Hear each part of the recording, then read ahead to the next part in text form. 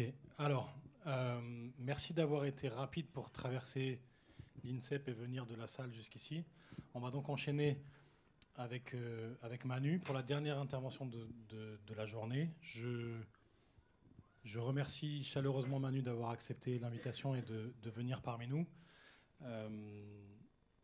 On a la volonté de vous présenter lors de ce colloque des choses qui sont hors monde du basket, mais aussi des choses qui sont vraiment profondément ancrées dans ce qu'on fait au basket. Et ça me paraissait naturel d'inviter Manu, déjà parce qu'il exerce, vous allez le voir, auprès d'un des plus grands clubs professionnels français, mais aussi parce que Manu fait maintenant partie de la famille des équipes de France, puisqu'il est le responsable de la prépa physique chez les A garçons depuis quelques mois. Donc, comme vous verrez aussi Fabrice Serrano, ça me paraissait vraiment important d'avoir nos deux collègues prépa physique sur les équipes de France.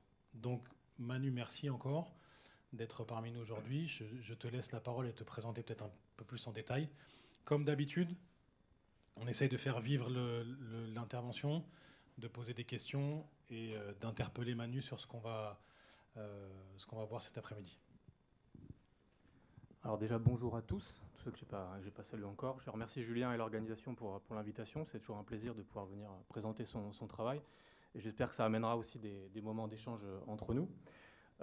L'idée pour moi, c'était pas de faire un cours théorique. Alors j'étais enseignant à l'université, donc j'ai eu l'habitude de faire des choses un peu plus théoriques. C'est de faire quelque chose de très pragmatique à travers mon expérience et à travers aussi les spécificités que j'ai rencontrées avec l'Euroleague, qui est quelque chose qui a changé ma manière de travailler. Et pour aller un petit peu plus loin sur le fil conducteur qui, moi, m'anime dans ma préparation physique, et aller sur aussi les nouvelles technologies qu'on en parlait avec Yanis il y a peu, sur notamment l'utilisation des GPS qu'on utilise à l'Asvel depuis maintenant 3 saisons. Donc pour vous montrer comment j'utilise ça actuellement. Voilà. Je vous montre juste mon parcours, parce que je pense que mon parcours peut expliquer aussi certaines choses dans ma manière de fonctionner. Alors j'ai un parcours scolaire universitaire classique avec un Master 2, un DUPP.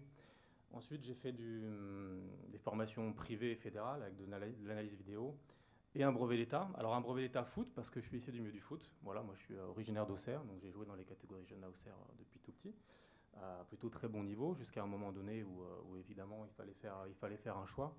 Et je me suis tourné vers les études, heureusement. Dans l'enseignement, j'ai eu donc la possibilité de faire les enseignements universitaires et privés pendant 8 ans. J'ai fait pas mal d'écrits, alors j'ai mis les plus, à mon sens, les plus intéressants. J'avais travaillé dans les années 2000 sur les jeux réduits, c'était à l'époque quelque chose qui fonctionnait bien, notamment avec l'école du FC Barcelone, sur la préparation physique intégrée. Donc l'impact des jeux réduits, notamment du nombre de joueurs, de la distance du terrain, du nombre de touches de balle que vous imposez dans le foot, sur l'aspect physiologique. Voilà, c'est quelque chose que j'avais fait à Dijon.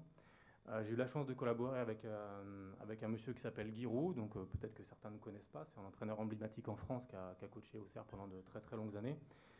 Et il m'a pris pendant une année sur un stage pour suivre quelques joueurs. Et à l'époque, il y avait donc Philippe Mexès, Gébril Cissé, Capot et d'autres internationaux. Et je me suis intéressé à l'analyse des efforts, parce qu'à l'époque, il n'y avait pas de système comme aujourd'hui GPS, c'était pareil, c'est les années 2000. Donc c'était analyse vidéo à la seconde, etc. Donc un travail avec lui sur ce qu'on pouvait tirer de l'analyse des efforts très, très précisément. Et sur le développement du jeune, j'en ai parlé avec Sabine ce matin, puisque ayant travaillé dans un centre de formation de foot, je me suis vite rendu compte que je trouvais qu'on était dans le mauvais sens dans le travail chez les jeunes. Voilà, trop vite, trop tôt. Et surtout avec un manque on va dire, d'ouverture d'esprit sur les différentes activités. Et donc pour justifier son travail, j'en parlerai un petit peu plus tard, il est toujours intéressant de faire des écrits. Et donc j'avais fait quelque chose une revue de biblio, et j'avais travaillé notamment à partir des modèles canadiens qui étaient assez en avance sur le sujet. Voilà. Ensuite, j'ai fait quelques stages en milieu professionnel, parce que quand on est jeune, on a envie de voir ce qu'est la réalité du monde professionnel. Donc j'ai eu la chance de pouvoir aller à l'AS Monaco avec Didier Deschamps à l'époque, et d'être proche d'Antonio Pintus, qui vient de gagner une nouvelle Ligue des Champions avec le Real Madrid, qui était un préparateur physique italien, d'aller au PSG, avant l'ère Qatari, et d'aller aussi à l'étranger, un club de foot au Chicago Fire. Voilà, ça c'était mon profil un petit peu formation. Sur mon profil un peu plus professionnel, donc évidemment j'ai travaillé en France et j'ai eu l'opportunité de travailler plusieurs fois à l'étranger, Donc au Japon, dans le foot professionnel, en Suisse avec le basket et aussi le foot. Le Tunisie, c'était la fédération tunisienne de foot avant la Coupe du Monde, et des formations privées. Et l'Afrique du Sud aussi avec une expérience, on va dire, plutôt humaine au Cap, avec l'entraînement de jeunes athlètes de haut niveau de diverses disciplines, qui étaient issus des townships. Donc il y avait un aspect humain, un aspect haut niveau, c'était quelque chose d'assez intéressant. Et pour résumer, alors j'ai pas tout mis, mais l'expérience professionnelle, c'est 12 ans en basket pro, avec donc Dijon 4 saisons et l'Asvel depuis 2014. Le handball pro 4 saisons. Le tennis pro 2 ans avec Marion Bartoli et Andy Murray, pour ceux qui connaissent un petit peu le tennis. Et le football pro donc à l'étranger et aussi au club de Dijon. Voilà, la première chose que je voulais faire, c'est qu'il y a un truc qui m'a toujours embêté, moi, dans mon cursus de formation ou dans les différents colloques que j'ai faits. C'est qu'on parle beaucoup du métier à travers la théorie, les contenus, etc., mais jamais finalement vraiment à proprement parler de la profession en elle-même. Donc c'est en toute humilité que je vais vous présenter quelque chose que moi je pense, mais ça fait lien avec mes 20 années d'expérience. J'ai mis 2 photos ici, avec l'accompagnement individuel d'un joueur et aussi une notion de groupe. Donc là j'ai mis l'équipe de France avec tous les joueurs et tout le staff, ça pourrait être aussi l'Asvel. Pour vous dire qu'en tant que préparateur physique, vous avez la double casquette, vous avez la casquette proche des joueurs, avec des accompagnements très très individuels, et vous avez une notion aussi de travailler avec une équipe, donc une équipe des joueurs et aussi un staff. À l'Asvel, par exemple, on est actuellement structuré avec 15 joueurs professionnels sous contrat. Je ne parle pas de jeune espoir, 15 joueurs professionnels. Et un staff entre 15 et 17, ça va dépendre des déplacements. Donc vous vous rendez compte que vous collaborez au quotidien avec une trentaine de personnes. Dans ces 30 personnes, vous avez un staff technique avec qui vous devez être en lien. Donc moi, c'est quasiment 6 ou 7 personnes, coach individuel. Un staff médical entre le médecin, 3 kinés à temps plein, 4 personnes. Un autre préparateur physique à temps plein, plus un préparateur physique stagiaire, 3 autres personnes. Les intendants qui m'aident également au quotidien sur le travail et l'organisation des choses, 2 autres personnes. Pour vous donner un petit peu l'idée un petit peu de ce job. Donc pour moi, qui suis-je? Le préparateur physique, je ne parle pas de moi. Pour moi, c'est d'abord un entraîneur, ça doit être quelqu'un qui doit être capable d'animer des séances, de les programmer, de les designer. C'est quelqu'un qui doit avoir des compétences en pédagogie et en organisation, parce que vous allez avoir des choses à mettre en place avec, par exemple, 15, 16, 17 joueurs, et que si vous n'avez pas de pédagogie, pas de sens organisationnel, ça ne peut pas fonctionner. Vous devez avoir un sens du management, parce qu'évidemment, comme je vous le dis, il y a beaucoup de monde, il faut être capable de manager un petit peu tout le monde, mais pas seulement les joueurs. Pour moi, il faut avoir une capacité aussi d'être un orateur, parce que vous allez expliciter des choses devant des gens, ça peut être des réunions.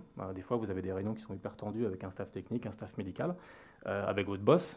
Quand j'ai une réunion directement avec Tony Parker et un joueur pour expliciter un problème, il faut être capable de s'exprimer correctement pour que les idées passent assez vite. De s'exprimer aussi devant un groupe, ça me paraît aussi important. Et je pense qu'il faut essayer de développer des capacités de leadership pour être quelqu'un d'entraînant.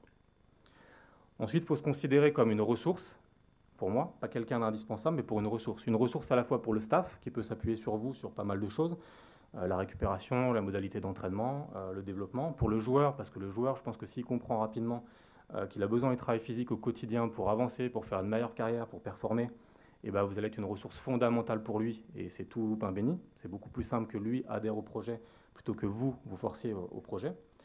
Il faut faire preuve donc de communication, parce que comme je vous l'ai dit, il y a beaucoup de monde, il faut être capable de communiquer, d'être assez clair. À mon sens, il faut faire preuve d'honnêteté, être capable de dire les choses quand elles sont bonnes et aussi les choses quand elles sont mauvaises, que ce soit aux joueurs ou au staff. Voilà. Il faut être capable d'avoir des prises de décision assez fortes. Quel joueur joue, quel joueur ne joue pas, il faut être capable de se positionner. Voilà, et pas de se mettre dans une situation neutre où je ne sais pas, peut-être que, il faut donner son avis. Il faut être quelqu'un de confiance, pour ne pas susciter la peur ou la crainte de venir vous solliciter, mais pour pouvoir être quelqu'un vraiment sur qui on peut s'appuyer. Ensuite, évidemment, il y a tout l'aspect théorie. Pour moi, vous devez être un spécialiste de l'analyse de l'activité, de l'analyse de la situation, du geste, voilà.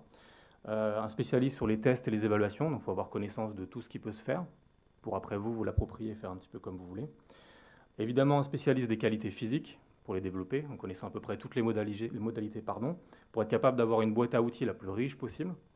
Parce que moi, par exemple, pour le développement de la force ou d'autres dominantes, je n'utilise pas tout le temps les mêmes méthodologies, je vais m'adapter au joueur, je vais m'adapter à son passé. Et l'intérêt pour moi, c'est de connaître le plus de choses possible pour être capable de proposer le plus de choses différentes. Avoir des compétences dans la charge d'entraînement et le monitoring, ça devient de plus en plus d'actualité. être capable d'avoir des compétences dans la récupération, donc designer des process de récupération, organiser des récupérations, et évidemment dans la planification et l'organisation des entraînements. Et enfin, humainement, parce qu'avant tout, c'est une affaire d'hommes. Chaque aventure que vous faites dans une saison ou autre, c'est une affaire d'hommes. Je pense qu'il faut être humble, être capable d'accepter qu'on se trompe, être sans arrêt en train de se remettre en question. Avoir des compétences aussi dans la gestion des émotions, qu'elles soient négatives ou positives. Ça me paraît important. D'avoir un langage corporel positif, parce que finalement, on fait un métier, on est comme je suis en face de vous. C'est-à-dire que vous allez m'observer, donc si moi, à un moment donné, mon langage corporel il est négatif, c'est quelque chose que vous allez retenir, et être créateur de motivation. Voilà, j'ai fini pour l'aspect concernant le poste. Donc je voulais parler de l'Euroleague. L'Euroleague, c'est quelque chose qui a changé complètement ma manière de fonctionner. Donc quand on a signé directement avec l'Euroleague, évidemment, il y avait une grosse excitation au club, et tout le monde, en fait, me parlait que de récupération. La récupération, qu'est-ce qu'on va faire pour récupérer, comment récupérer. Mais moi, en fait, ce n'était pas ma préoccupation. Récupérer, tout le monde sait comment faire, il n'y a pas grand-chose de compliqué. Ma problématique, c'est comment on va s'entraîner. Comment on va garder le niveau de force optimal, comment on va être capable de solliciter des joueurs qui ne jouent pas, pour les garder en forme pour le match dans 2-3 jours, en sachant qu'on n'a quasiment aucun entraînement collectif possible. Parce que c'est inconcevable d'avoir des entraînements collectifs dans les semaines, dans le planning qu'on a. Donc l'Euroleague, en gros, c'est une saison entre 80 et 85 matchs. C'est ce qu'on connaît à peu près chaque année. Entre 2 et 4 matchs par semaine. C'est des journées complètes de voyage. Donc là, actuellement, c'est notre situation, parce on dégage très très peu d'argent pour les vols privés, au contraire de toutes les équipes d'Euroleague. On est la seule avec l'Alba Berlin à se déplacer avec des vols commerciaux.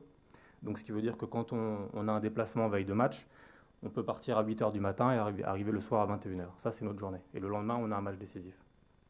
Voilà. Donc c'est des choses à prendre en considération. C'est des enchaînements de moins de 48 heures avec des horaires différents, parce que comme vous le savez, l'Euroleague et le championnat français ne sont pas forcément très amis, pour ne pas dire plus. Donc ce qui veut dire que ponctuellement, ou assez régulièrement, on a des matchs le vendredi soir à 21h, loin à l'étranger, et qu'on a un match, par exemple, qui est positionné le dimanche à 15h en championnat de France.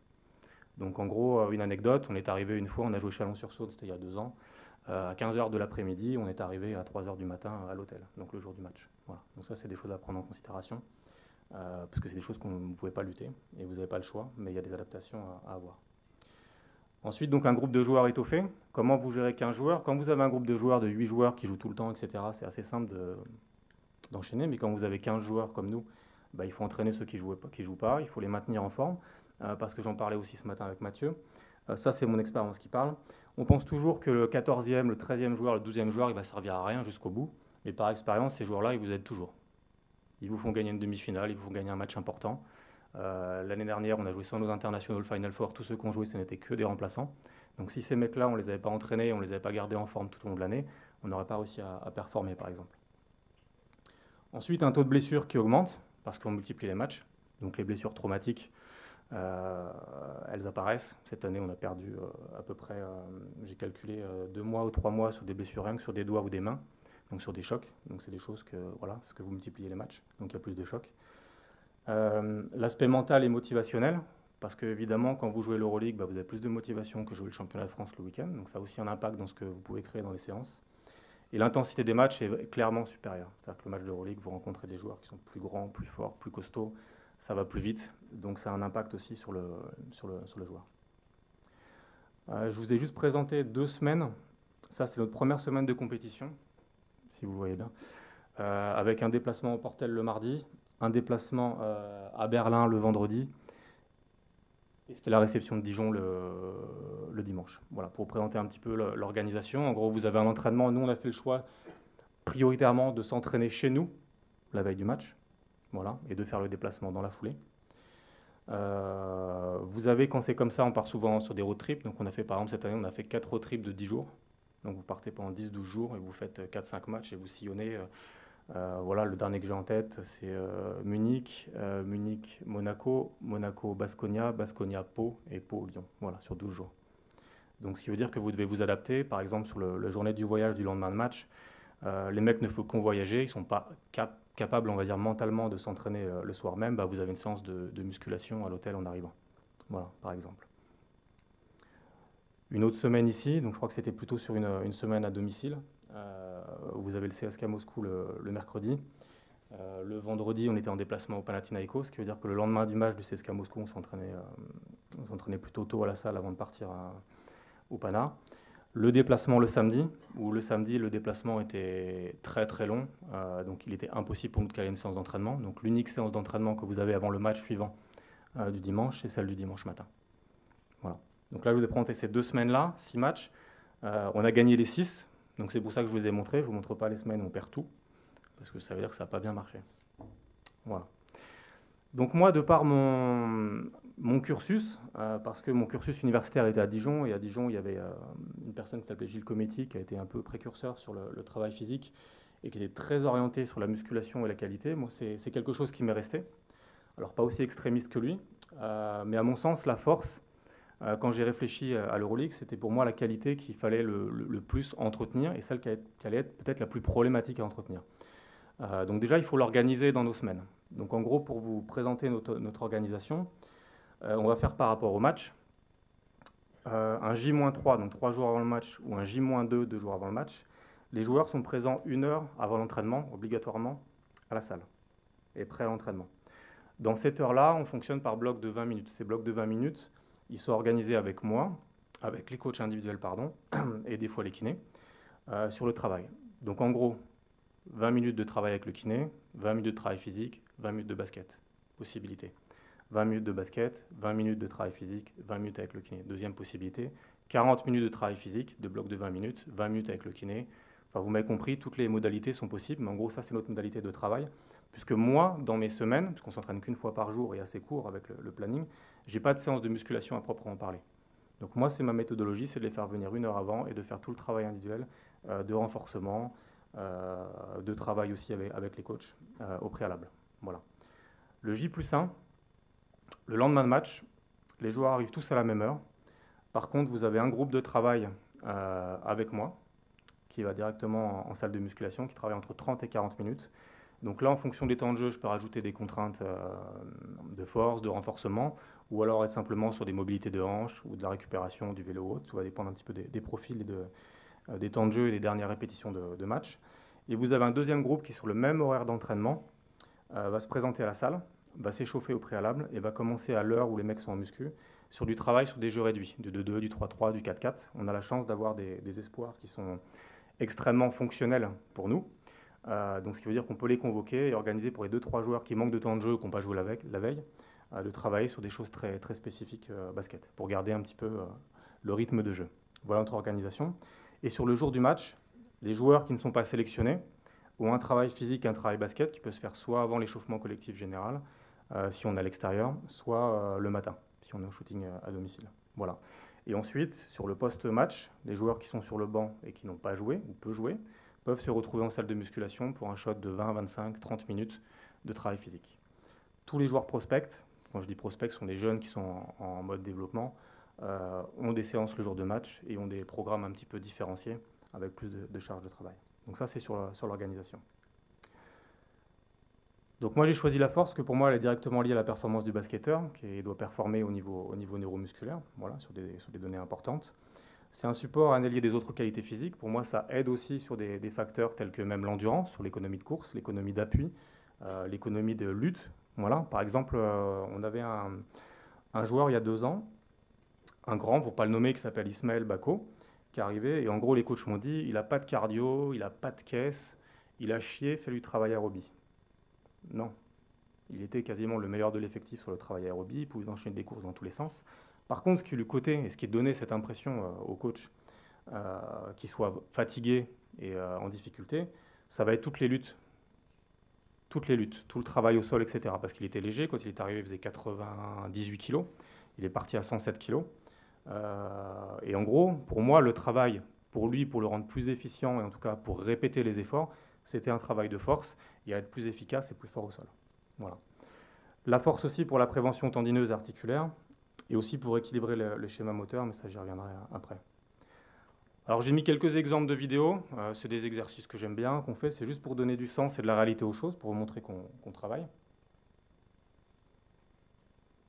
Si j'arrive à les faire marcher.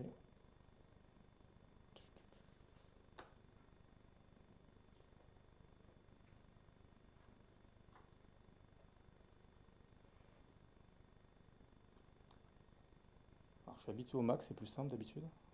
Ah, ça marche.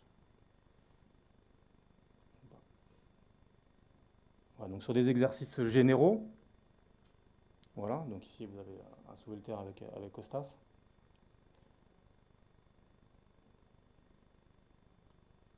J'avais une situation avec Théo, c'est dommage qu'elle parte pas, un travail excentrique assez particulier avec la planche en déclinaison, pour le travail vraiment sur le tendon rotulien.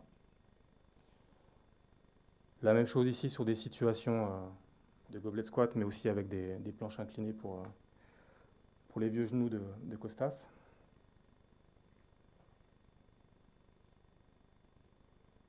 L'idée, c'est juste pour vous montrer ce que j'entends par travail de force.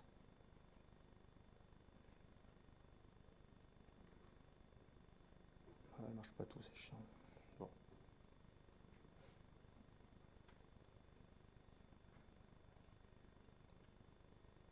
Bon, on verra si je peux vous les montrer après à part, je vais juste vous les commenter. Sur du travail global, pour moi, la force, c'est aussi, vous avez la situation au milieu ici, c'est un travail en isométrie d'activation. Et simplement, pour moi, ça c'est de la force quand j'entends par force, et pas simplement des travails à charge max. Ne voyez pas l'image du travail de squat lourd, etc. Parce qu'évidemment, dans une saison, c'est très compliqué. Mais ça peut être simplement du travail très analytique sur des groupes musculaires très ciblés, en activation, en échauffement, mais répété quotidiennement. Ce sont des shots que vous envoyez, et donc du travail qualitatif. Sur la dernière vidéo ici, je l'ai mis, mais on en reparlera après, avec les différents exemples que j'ai. Le travail pieds nus, qui est quelque chose aussi qui va être intéressant sur le travail de force, d'accord, pour travailler au niveau du pied. Donc je vous montrerai encore d'autres situations sur le travail du pied. C'est souvent quelque chose qui est un petit peu oublié, le travail du pied. Pourtant, c'est le propulseur numéro 1. Et vous vous rendez compte que ça va être en lien avec beaucoup de pathologies, des périostites, des tendinopathies d'Achille, parfois des entorses, même des fois ça va remonter un petit peu plus haut, et même parfois même des problématiques directement liées à l'aponévrose. Non, passe mon dieu. Ah, celle-là marche. Alors des fois on est un petit peu extrémiste. Donc là c'est Alpha Kaba, quand on l'a récupéré, il est arrivé, en fait il ne pouvait pas courir, il boitait. Donc il avait une tendinopathie rotulienne assez violente. Donc on a mis tout un protocole en place. Alors évidemment, on n'a pas commencé par ça. Ce que je vous montre là, c'est le résultat de longs mois de travail. Évidemment, on a commencé avec de l'isométrie statique, des choses, de l'excentrique classique, du stretch, du renforcement des fessiers quotidiens, etc. Mais voilà, on a été dans des situations excentriques un peu extrêmes. Alors je la mets volontairement parce que j'ai vu une vidéo cette année sur Instagram passée où il y a un mec qui faisait ça en salle de muscu, il y avait le genou qui pétait en live, ça a fait rigoler beaucoup de monde. Mais bon, voilà, c'est juste pour vous dire que ce sont des choses auxquelles on peut aller. Et depuis, il est débarrassé de ces problématiques. On n'a même pas eu besoin d'infiltrer ou de faire de la PRP ou quoi que ce soit. Donc ça, c'est les exos que j'aime bien avec les sangles à quadriceps. Et travailler sur l'allongement complètement du muscle. Donc ça, c'est l'excentrique plus. Hein.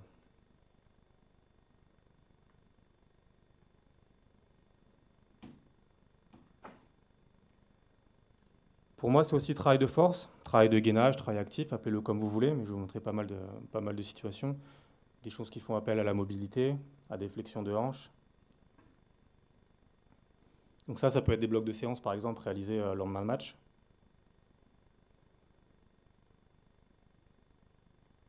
Donc là, vous avez un panel d'exercices assez important que vous pouvez glisser là-dedans, qui permettent de faire un renforcement, une activation ou autre.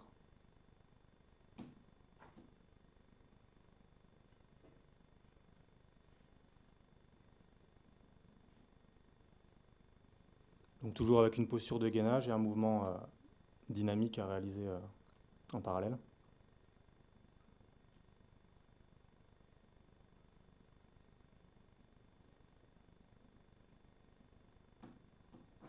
Du travail abdominal dans sa globalité. Je suis plutôt fan du travail abdominal dans des grandes amplitudes. Vous verrez après avec Amat si jamais la vidéo marche.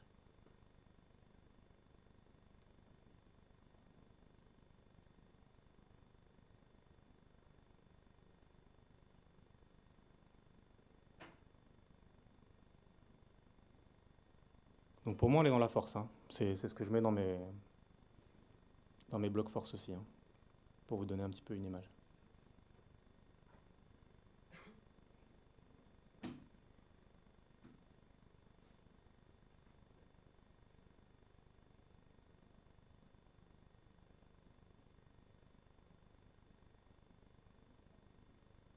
On va essayer de lancer Amat maintenant.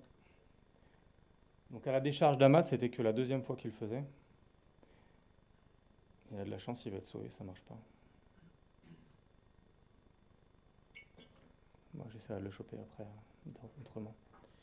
Donc tout le travail de sangle, donc en suspension, j'ai une gamme d'exercices assez importante et je trouve que c'est des exercices fondamentaux sur le travail abdominal et de contrôle du corps. La force s'exprime aussi à différentes vitesses. Donc là, c'est plutôt des choses à orientation explosive. Donc j'aime bien les départs au saut assis pour avoir une impulsion purement concentrique. Ça évite un petit peu les contraintes sur le genou. Donc là, ça a l'air de rien, mais ce qu'il fait, c'est extrêmement qualitatif, hein, parce qu'il est haut. Donc le garçon a du jus, et sur ce genre d'exercice, on le voit assez facilement. C'est la fibre familiale.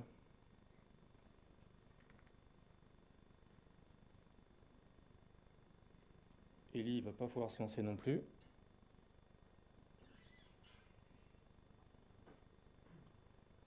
Et Mathieu non plus. Bon, on essaiera d'y revenir un petit peu plus tard sur ces exercices-là. Donc Eli, il y avait un exercice, donc il est en tenue, parce que par exemple, ça c'était une séance post-match. Les garçons sont très focalisés sur la saison d'Euroleague. Quand la saison d'Euroleague est terminée, ils décrochent un peu, ils sont sur une modalité tranquille. Et dès qu'ils ont l'odeur des playoffs, ils sont beaucoup en train de vous solliciter pour préparer les playoffs et performer. Donc Eli, actuellement, c'est un garçon qui travaille après chaque match pour se préparer pour les playoffs et peut-être, je l'espère, son été.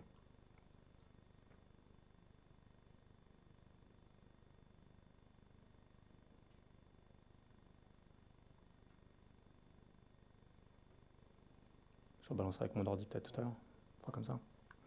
Et Mathieu, il y avait un travail d'haltérophilie, ou dérivé de l'haltérophilie. Ensuite, une chose qui me paraît prédominante dans ma pré-saison et dans le travail qu'on va faire, comme vous l'avez compris, le temps est compté, donc il faut être efficace, c'est l'évaluation. Je n'ai pas pour habitude de travailler avec des évaluations qui sont, on va dire, très normées ou communes. Donc je vais vous présenter un petit peu la logique. Déjà, pour moi, l'évaluation, déjà pour vous justifier un petit peu, ça me permet un petit peu un point de départ. Donc quand le joueur signe au club, déjà j'ai une enquête à faire. Donc ma première enquête, c'est récupérer toutes les statistiques du joueur sur les nombres de matchs joués, les temps de jeu moyens, etc. Pour un petit peu connaître le joueur, savoir s'il a eu des manques, s'il y a des saisons où il n'a pas joué. Par exemple, quand on a récupéré un Américain il y a 2 ans, j'avais déjà signalé au club qu'il allait avoir un problème parce que le mec avait joué 23 matchs en une saison. Et il signe pour en jouer 85. C'est quand même pas tout à fait la même chose. Donc c'est des problématiques que vous allez avoir. Par exemple, quand on recrute Chris Jones cette année, Chris Jones, il a 15 minutes de moyenne sur la saison. Alors effectivement, tout le monde se dit, ouais, il peut répéter, il a joué tous les matchs d'Euroleague avec le Maccabi, il a joué la saison de... Oui, mais il joue 15 minutes. Il a joué 30-32 minutes de moyenne avec nous. Il a pris un mur au mois de novembre, comme jamais il a pris. Hein. Et il l'a avoué, il a dit, j'ai jamais vécu ça de ma vie, je suis mort, je suis au fond de la gamelle, je suis cuit. Donc c'est des données qu'il faut avoir en amont pour pouvoir anticiper ces choses-là. Ensuite, évidemment, il faut faire un historique des blessures. Donc l'historique des blessures, c'est bien de le faire par relation, avec des connaissances. Donc moi j'ai la chance maintenant en Euroleague, on a un syndicat des préparateurs physiques, donc on a une association et on est plutôt très proches, beaucoup plus d'amis que d'ennemis, donc ce qui permet d'avoir des échanges très rapides et très efficaces sur les joueurs qu'on signe. Même des fois dans des clubs turcs un petit peu paumés, on arrive à avoir les contacts et à récupérer un petit peu les antécédents de blessures de chaque joueur, et c'est le début un petit peu de l'enquête. Donc derrière, on va évaluer, ce que je vais vous montrer un petit peu des situations d'évaluation. Donc un point de départ, très utile sur le RTP et le return to play, parce que, pareil, la pression, elle est constante, c'est-à-dire que votre joueur, il va rater 2-3 matchs. Le coach, le seul mot qu'il a à la bouche, c'est de vous dire quand est-ce qu'il rejoue, quand est-ce qu'il rejoue. Et vous devez être capable de dire, il va rejouer ce match-là, par contre, il ne faut pas qu'il y ait de rechute, et il faut qu'il soit performant. Donc vous êtes responsable de ça. Donc il faut avoir un barème, ou tout moins des signes, pour pouvoir dire au coach, là, je pense que c'est bon. Donc on verra qu'avec les GPS, on a des choses qui sont intéressantes. Mais l'évaluation le permet parce que quand vous avez évalué un joueur, vous l'avez filmé en train de bouger en début de saison, vous avez des performances, quand vous pouvez le réévaluer en sortie de réhab, de réathlé, bah, vous avez un deuxième point de départ. Et parfois, vous remarquez que le joueur, bah, il ne bouge pas pareil. Donc il bouge peut-être moins bien. Donc peut-être qu'il faut faire un pas en arrière et reculer la reprise. Moi, je me concentre sur la performance et la motricité. Chaque test a un motif de performance, un temps, une hauteur, mais aussi un objectif moteur que je ne donne pas forcément, mais que je filme et que j'analyse a posteriori. Et donc ça, c'est pour compléter le puzzle du profil du joueur. On connaît ses statistiques, on connaît son profil, on sait ce que le coach veut. Vous avez répertorié les blessures, vous avez des indications sur un petit peu ses forces et faiblesses à travers votre tissu relationnel. Voilà, vous avez des données efficientes. Pour moi, les outils qui sont extrêmement intéressants, c'est la vidéo et la photo. Aujourd'hui, tout le monde a un iPad, tout le monde a un téléphone, vous avez tous des qualités. Donc vous pouvez filmer, faire des photos, faire des screenshots, et ça, ce sont des choses très, très, très intéressantes. Donc là, j'ai mis plusieurs images intéressantes. Si vous regardez Paul en haut à gauche, voilà, sur un simple CMJ, quand vous lui demandez de répéter plusieurs fois des sauts, bah, vous faites un screenshot ici. Ce que vous observez, c'est que vous avez une activation de la chaîne postérieure qui est énorme. Donc ça veut dire que c'est un garçon qui, quand il va être en format saut ou en match, il va utiliser de manière prédominante sa chaîne postérieure. Ensuite, les deux joueurs qui sont sur les côtés en bas à gauche, bah, vous regardez un petit peu les activations de cheville. Voilà, vous êtes en situation aérienne, vous avez une cheville gauche qui est activée, vous avez une cheville droite qui est complètement relâchée. Donc ça peut être aussi des pistes de travail, des pistes de questionnement. Est-ce qu'il y a des antécédents? Est-ce que c'est quelque chose qui peut se corriger rapidement? C'est un travail qu'on avait fait avec Aminou à l'époque, qui avait exactement le profil de la cheville que vous voyez complètement à gauche sur ces sauts, et qui avait des entorses, on va dire, à répétition sur les réceptions, parce qu'à chaque fois qu'il réceptionnait, il était pointe de pied, évidemment un pied ou autre chose, la cheville partait. Et il a bossé ça pendant quasiment 3 mois, et aujourd'hui, quand vous faites la même image, vous avez les chevilles qui sont très activées. Il se fait moins d'entorses, je ne sais pas si ça, en lien avec ça, je ne sais pas si ça perdurera, mais en tout cas, on avait focalisé là-dessus. Même chose sur le joueur à droite avec la cheville qui rentre un petit peu en droite. Donc ça, c'est des choses à noter. Et là, bon, j'ai pas grand-chose à vous dire. Quand vous voyez Mustapha se réceptionner, vous avez peur et vous dites déjà qu'on va essayer de le limiter sur le travail pliométrique. Voilà. Et vous vous dites que lui, par exemple, s'il n'a pas une musculature, une force importante au niveau des fessiers, au niveau des quadriceps, au niveau des ischios, il ne survivra pas aux saisons, quoi. Donc c'est son cas, c'est quelqu'un qui est d'une force assez incroyable. Donc du coup, son schéma moteur peut être un petit peu chanté. Ensuite, vous avez David ici. David, si vous voyez, c'est une réception après un dropbox. Vous regardez que tout son corps est en appui sur son côté gauche. Parce qu'à droite, il a un croisé quand il était jeune. Il a une opération du ménisque qui a été faite en Italie. Et qu'en gros, sa jambe droite, elle est extrêmement faible par rapport à la jambe gauche. Et que vous allez avoir donc des postures compensatoires de réception ou d'impulsion assez simples au niveau moteur. Donc ça, c'est des signes. Et que vous pouvez refaire après au courant de la saison pour voir si le travail porte ses fruits. Et là, Thomas, sur le schéma moteur de posture aussi, entre les hanches, les souplesses de cheville, etc., il y a beaucoup de choses à travailler. Donc pour illustrer, en espérant que ça marche, bon, ça marche pas non plus. En gros, la vidéo, c'était des répétitions des 2 x 5 mètres, avec un appui, un changement de direction. Et en gros, à chaque fois, on se focalise sur le film, sur le changement de direction. Et on fait un screenshot du moment où le joueur change de direction. Et vous voyez que les stratégies sont très différentes. Certaines sont très efficientes, voilà. D'autres un peu moins. Voilà, par exemple, juste Mathieu, moi, je n'aime pas trop ces postures de changement de direction ici. Vous voyez l'épaule droite, façon d'épaule gauche sur le pied extérieur, où tout le poids du corps est mis sur la jambe extérieure. Ça, c'est des choses que je n'aime pas trop, donc c'est des choses sur lesquelles on peut travailler. Et du travail moteur, d'apprendre à changer de direction, ça ne bouffe pas d'énergie. Ça peut être fait en échauffement, ça peut être fait sur des plie-blocs de 15 minutes après un entraînement. Donc ça, c'est des choses assez simples. Voilà, donc je vous ai mis un panel de stratégies. Toutes ces idées, elles me sont venues j'ai beaucoup collaboré avec l'athlète. Et aussi d'un monsieur qui est venu, qui accompagnait David Andersen, c'est un de ses préparateurs physiques perso, parce qu'il en avait 3 à l'époque quand il était à Lyon. Et le mec était ancien entraîneur d'athlétisme en Australie, et quand on connaît la qualité des Australiens sur le travail physique et les études et la réflexion dans le sport de haut niveau, c'est pour vous donner la référence. Et en plus, c'est un garçon charmant avec qui on a bien collaboré. Et dans ses rééducations de David sur les multiples entorses de genoux qu'il a eues, c'était beaucoup de travail moteur athlétique avec des films, avec le retour de l'ischio, avec le placement de la hanche. Et en gros, il n'y avait pas de retour sur le terrain tant qu'on n'avait pas des alignements corrects et des choses qu'il avait l'habitude de faire. Mais j'avais trouvé ça intéressant et c'est pour ça que j'ai essayé de remettre ça un petit peu dans ma pratique annuelle. Ah, cool, là ça marche. Voilà. Alors, je travaille avec pas mal d'outils un peu nouveaux. Là, c'est le système Neural Trainer, on en parlera si vous voulez. C'est des petites diodes qui s'allument régulièrement. Mon idée dans le test d'évaluation, c'était d'arriver à proposer un exercice de vitesse de déplacement, donc avec un temps donné, c'est-à-dire qu'il y a un record à faire, il faut se déplacer le plus rapidement possible, avec de l'incertitude. Je ne voulais pas de choses avec des certitudes, je voulais de l'incertitude pour voir comment le joueur réagit à une surprise, voir comment il se déplace, analyser un petit peu sa motricité et mettre en relation avec le temps, sa performance, et me faire une base de travail. Donc je vous ai mis deux exemples différents. Donc là, on est à Costa, ça va être son deuxième jour avec nous. Donc ça, c'est sa performance. Donc moi, on m'avait vendu un poste 5 mobile, athlétique. Et là, j'ai pris peur. Donc vous voyez qu'au niveau des hanches, il n'y a pas de flexion de hanches.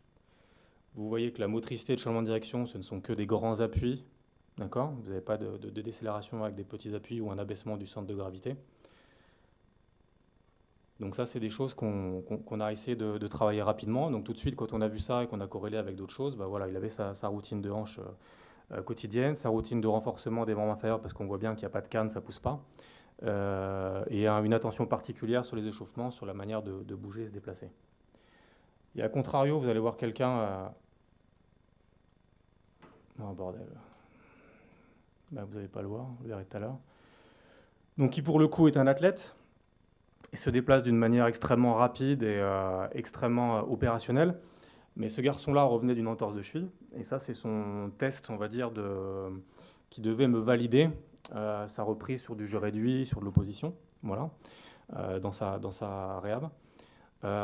Et en gros, sa performance, elle est excellente, sa motricité, elle est excellente, mais en fait, quand vous le regardez, il change de direction tout le temps avec la même jambe, en fait. Donc ça veut dire qu'il cut la jambe qui a été opérée et qui va mettre des contraintes en grande dominance du côté où ça a été opéré. Donc moi, ça a été un retour un petit peu en arrière, et j'ai pas souhaité qu'il reprenne le travail basket de manière intense, tant qu'on n'aurait pas réglé ce problème peut-être de confiance et peut-être aussi de force au niveau de la cheville.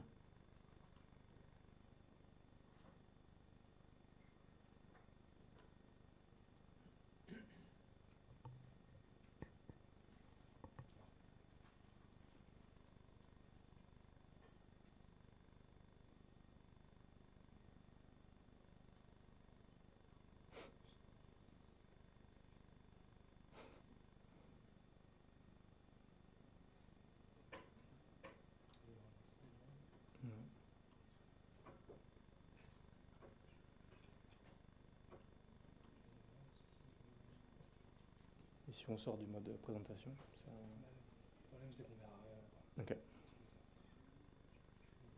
Bon, on essaiera de les relancer après individuellement. Je ne sais pas pourquoi ça marche à certaines pas. Bon, on s'adapte. Adaptation dans le métier.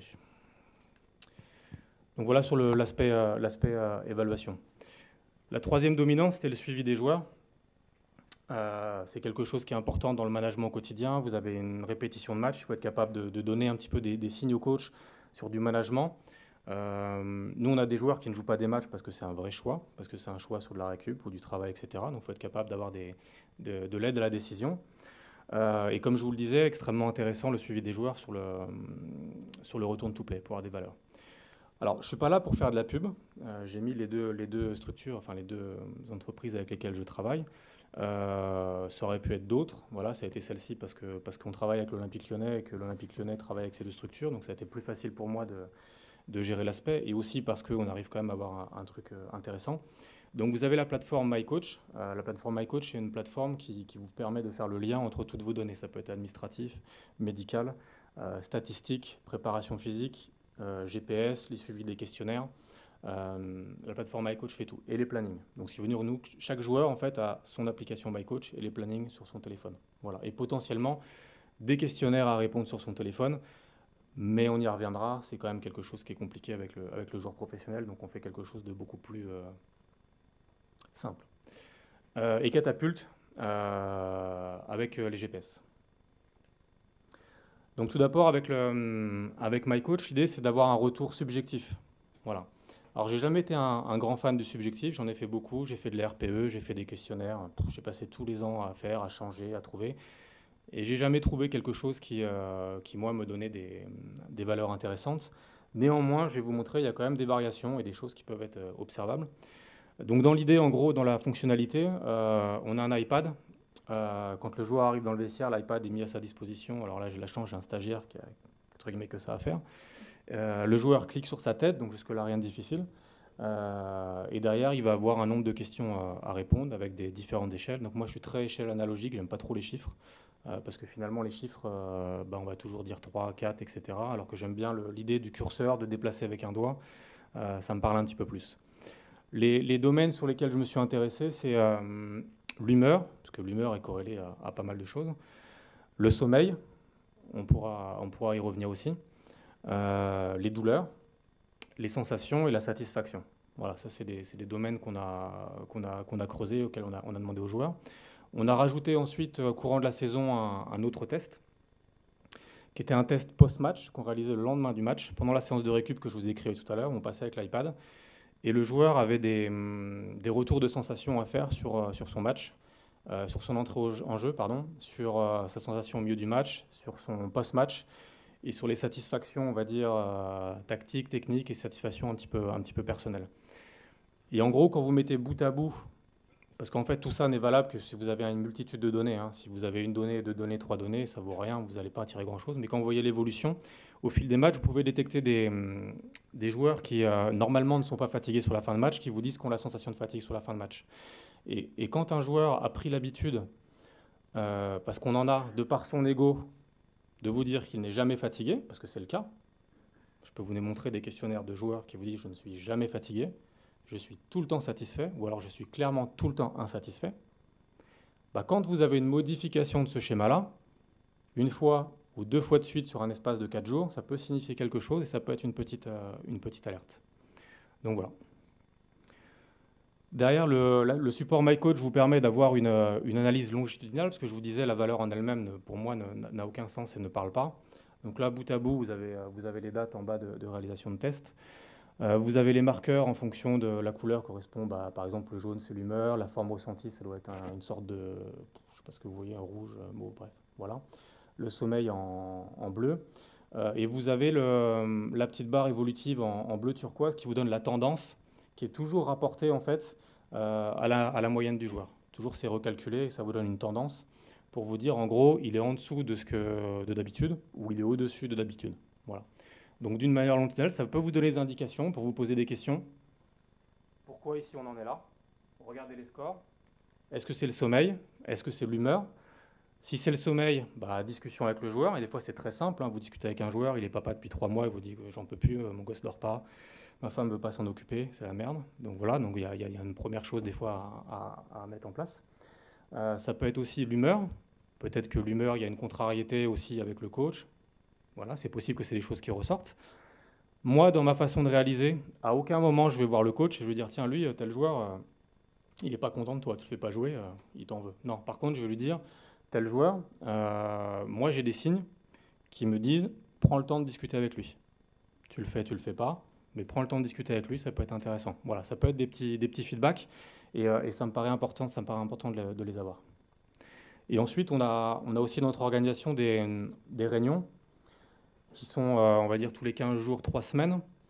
Donc on a des réunions voyage, on a des réunions médicales. Donc la réunion médicale, par exemple, vous avez le manager général, vous avez un assistant, vous avez le kiné, coordinateur médical, et vous avez moi. Et dans ces réunions-là, en fait, on fait le bilan de chaque joueur, on essaye de donner un petit peu le plus d'informations possible pour traiter les cas épineux. Moi, ça peut être un support. Voilà, je peux présenter dans cette réunion-là des données subjectives sur les 15 derniers jours pour alerter sur des sujets ou pour prendre en considération certaines choses. Ensuite, le suivi anthropométrique, qui me paraît essentiel. On parlait de nutrition tout à l'heure à table et de récupération en préambule. Alors, pour moi, la récupération, elle est assez simple, hein. Vous avez une pyramide. La base de la pyramide, c'est le sommeil et la nutrition. Vous pouvez être les meilleurs en cryothérapie, les meilleurs en stretch, les meilleurs en TerraGun, les meilleurs en tout ce que vous voulez. Si vous n'avez ni la nutrition adéquate ni le sommeil, Alors, sauf cas particulier, vous n'aurez pas de résultat. Donc, c'est des choses qui sont incontrôlables, puisque c'est du fait du joueur. Alors, on essaye le maximum de les contrôler avec des mises à disposition, etc. Mais c'est des choses qu'il faut suivre au maximum. Donc, le suivi anthropométrique, on a des variations de points en saison qui sont importantes, parce que ce sont des grands gabarits, ce sont des gabarits qui sont capables de vraiment s'enflammer sur la bouffe et de vraiment manger. Et ce sont des gabarits, si à un moment donné, ils sont habitués à être stimulés quotidiennement, et par exemple, vous passez une semaine, 10 jours sans quasiment jouer, ce qui peut arriver, bah, vous avez des variations de poids qui sont importantes et qui vont avoir des conséquences sur la performance, sur des problématiques de cartilage ou autres. Donc on a un suivi anthropométrique. On fait des prises de masse graisseuse avec la pince, avec toujours le même kiné qui réalise le test. Et ça, vous l'avez dans MyCoach et vous avez le suivi longitudinal et ça nous permet aussi d'avoir les évolutions. Ensuite, vous avez le suivi du temps de jeu, qui est la base de tout. Donc l'idée au maximum, c'est de rentrer le temps de jeu, d'avoir un code couleur pour que ça saute aux yeux. Donc moi, je me suis mis plus de 25 minutes, c'est un code rouge. Ça veut dire vraiment c'est une haute sollicitation du joueur. Entre 15 et 25 minutes, je me suis mis en jaune. C'est un format, on va dire, classique.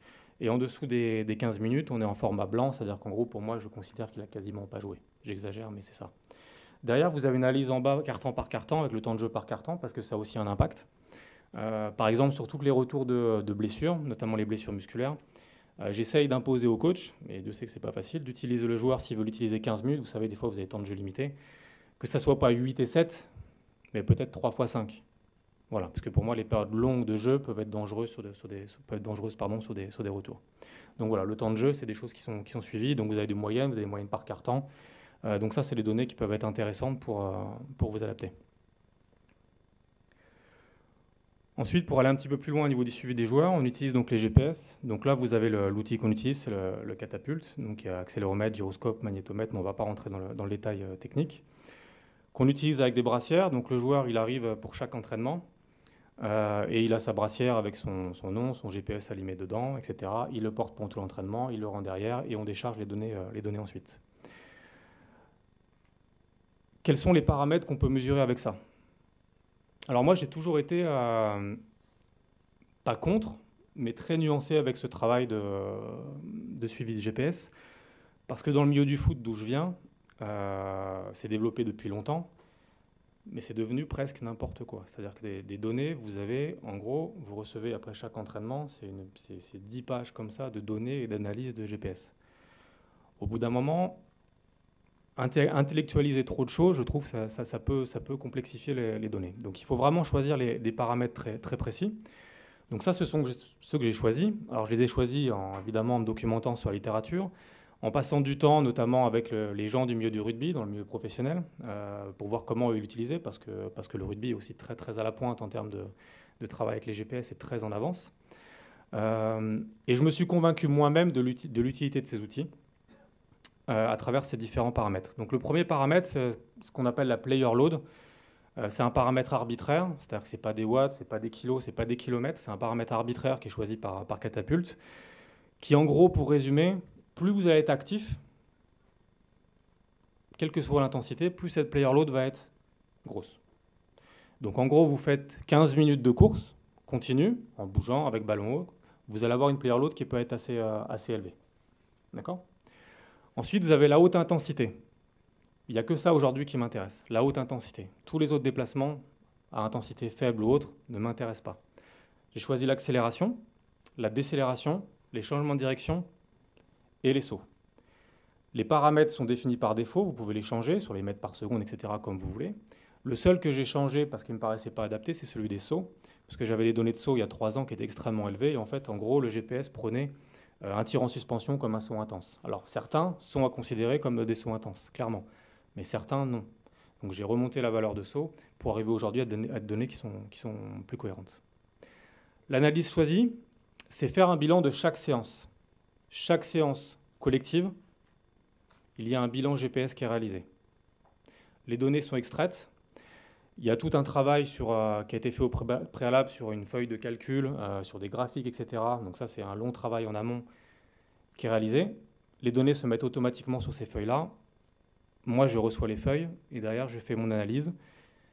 Et j'ai choisi de communiquer de la manière suivante avec les coachs, pas sous forme de réunion, parce que sinon, on va en avoir marre de ma tête, mais sous forme de WhatsApp, on a un groupe où ils reçoivent le PDF de l'analyse, qui est une feuille simple recto, et des points très précis choisis sur lesquels j'ai voulu insister. Généralement, il y a 4 points, 5 points, pas plus.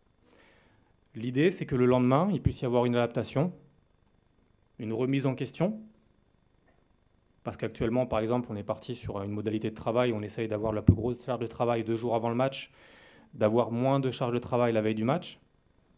Parfois, les coachs peuvent se tromper, ou alors l'entraînement n'est pas calibré de la bonne manière, ou ils s'emballent un petit peu et on n'a pas les bonnes données, donc ça permet de faire des régulations. Ça permet aussi d'entraîner des joueurs un petit peu plus.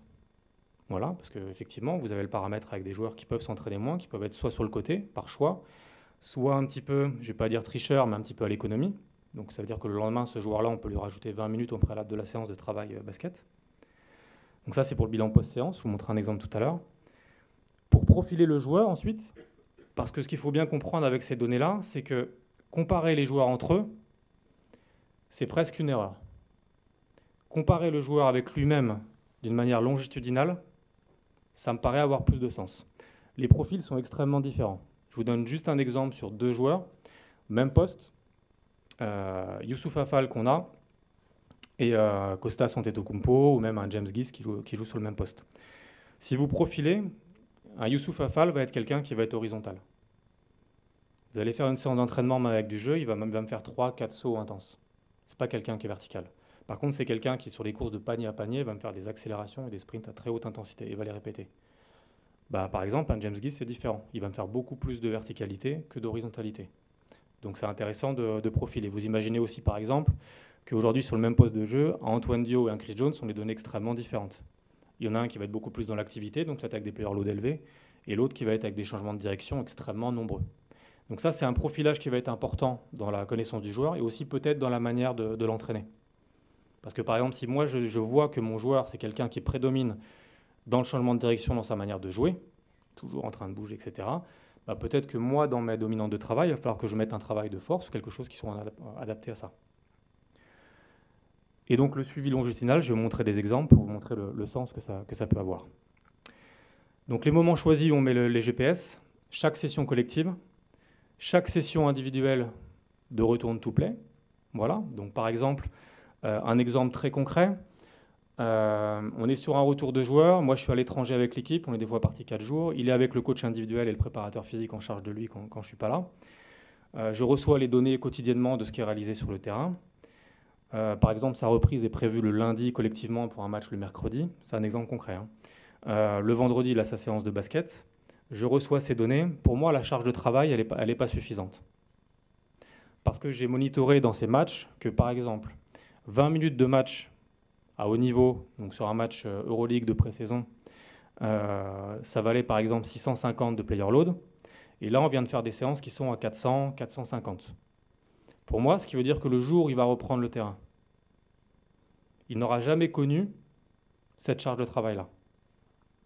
Et ça, c'est un problème à mon sens. Pour moi, il faut qu'il connaisse une charge supérieure au préalable avant de revenir. Donc on a pu corriger, s'adapter, faire des séances différentes, modéliser et avoir des correctifs. On met sur la session individuelle load. Quand je parle de session individuelle load, c'est la session du lendemain de match dans lequel on fait du 2-2, du 3-3, où les joueurs qui n'ont pas beaucoup joué sont en programme perso pour garder le rythme, pour pourquoi pas jouer le match suivant. Et sur les matchs de pré-saison, tous les matchs de pré-saison, c'est imposé, parce que des fois les joueurs n'aiment pas avoir le GPS avec eux sur les matchs. Donc cette année, j'ai pris le parti de ne pas les embêter sur les matchs officiels, mais de l'imposer sur tous les matchs de pré-saison pour me faire mon profilage et avoir des données intéressantes. Voilà un exemple de données. Donc ça, c'est obtenu avec MyCoach. Donc MyCoach, il y a un data analyst qui est à temps plein là-bas, qui me permet aussi de designer un petit peu ces diagrammes. Vous avez à gauche ici le suivi du volume, donc on appelle player load, comme je vous ai décrit tout à l'heure. Vous avez l'histogramme avec des codes couleurs, évidemment, en fonction de la hauteur de la player load. Et vous avez sa référence. Sa référence, le trait bleu en pointillé, elle est recalculée tout le temps, c'est la moyenne de ces 3 meilleurs perfs de toute la saison.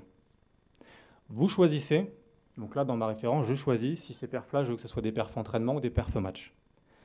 Comme je vous l'ai dit, si ça m'intéresse de savoir où il en est par rapport à une perf match pour un retour de blessure, je me cale par rapport au match. Et peut-être que la barre sera beaucoup plus basse et que je me dirais qu'à 500 de player load, il est au-dessus de ce qu'il fait en match et qu'on est bien. Par contre, si ce qui m'intéresse, c'est d'avoir une comparaison avec ces max d'entraînement et les séances intenses qu'on a l'habitude d'avoir, eh ben, je me mets en mode d'entraînement. Voilà. Donc ça vous permet d'avoir un suivi assez intéressant du volume et de regarder un petit peu si vous avez par exemple le caractère ondulatoire des charges que vous voulez, ou si vous stagnez tout le temps sur des hauts volumes, ou si vous avez des variations qui vous intéressent. Ici, vous avez la même chose avec le nombre d'accélérations à haute intensité, de la même manière avec la référence, tout en haut. Voilà, donc ils sont généralement des références qu'on obtient sur les entraînements soit de pré-saison, soit pendant les semaines complètes. Voilà. Le suivi de la verticalité, donc sur les sauts à haute intensité, toujours avec la référence, et vous voyez aussi les variations. Et le suivi, ce que j'ai appelé de la force, qui est changement de direction plus décélération, qui sont pour moi des composantes de force ultime. Et donc en gros, c'est mon suivi de nombre pour voir un petit peu si on a des données hautes. Donc là, vous avez la variation, le suivi longitudinal. L'utilisation, par exemple, sur le RTP, voilà un diagramme très clair. Sur 5 entraînements consécutifs, réalisés par un joueur qui revenait d'une problématique de cartilage de genou, qui a été infiltré, qui est revenu, avec qui on a galéré, qu'on n'arrivait pas à entraîner, avec qui on n'arrivait pas à mettre en place de renforcement musculaire. On était vraiment en problème. Au préalable de ces 5 entraînements-là, la semaine d'avant, on a réussi à trouver un travail en force qui passait, parce que des fois, il y a des choses qui ne passaient pas avec son genou. On a réussi à trouver un truc. Et la semaine d'après, vous regardez que sur les 5 entraînements consécutifs, donc ici, vous avez le suivi force de nombre de décélérations, nombre de changements de direction. Et bien finalement, vous avez une augmentation du volume de ces changements de direction à haute intensité et de ces décélérations à haute intensité. Alors vous allez me dire, oui, mais c'est impacté par le type d'entraînement. Oui, mais non, parce que ce que je regarde, évidemment, ce n'est pas que lui, je regarde la variation pour tous les joueurs. Donc si ça ne concerne que lui, cette variation, c'est que ce n'est pas impacté par l'entraînement, mais par lui et son engagement sur le terrain. Et ça, par exemple, soit vous êtes au pifomètre à la fin de cette semaine-là, pour donner une réponse au coach, vas-y, utilise-le, soit vous avez des données fiables. Bah, je me suis permis avec cette donnée-là de me dire, ce mec-là, ok, aujourd'hui, je pense qu'il est apte à reprendre la pratique à haute intensité, et pourquoi pas que tu l'utilises en match.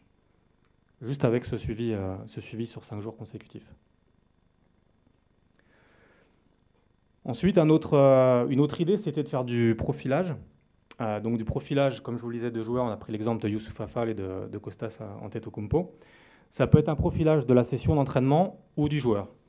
Là, par exemple, c'est un profilage d'une session d'entraînement, donc c'est avec un radar. Le radar est calculé par le data analyst en fonction des références du joueur, en fonction de toujours les 4 données que je vais donner, donc la vitesse, l'accélération à haute intensité, le volume, c'est la player load, la verticalité, c'est le nombre de sauts à haute intensité, et la force, c'est les changements de direction et les décélérations. Par exemple, quand mon joueur va faire ce type d'entraînement individuel-là, je vais pouvoir dire au coach individuel, ok, ton entraînement, il a été à dominante verticalité. Donc 2 impacts. L'entraînement du lendemain, à mon sens, ne doit pas être dans la même dominante de travail. Deuxième impact, si moi, le lendemain, j'ai prévu une séance de pliométrie, par exemple, d'explosivité, peut-être que je vais la chanter, parce que je vais me dire que là, aujourd'hui, il a eu sa dose, et que je vais attendre 2 jours, donc 48 heures après ce travail-là, pour remettre une contrainte. Ça, c'est la possibilité pour un joueur. J'ai les mêmes diagrammes concernant la séance, en prenant tous les joueurs. Ce qui me permet de déterminer et de dire au coach, par exemple, ta séance aujourd'hui, elle a été à dominante vitesse, parce qu'ils ont fait beaucoup de transitions, ils ont fait des jeux effectifs réduits, sans envoyer. On a eu beaucoup d'accélération, beaucoup de sprints. Par contre, peut-être qu'on a eu très peu de données sur l'aspect force, parce qu'on était sur du tout-terrain et qu'on avait plutôt des choses sur l'accélération. Donc l'adaptation, eh ben, le lendemain, peut-être mettre des drills sur du demi-terrain, 5-5 demi-terrain, où on sait que ça va augmenter le changement de direction, pour remettre un petit peu cette qualité de travail.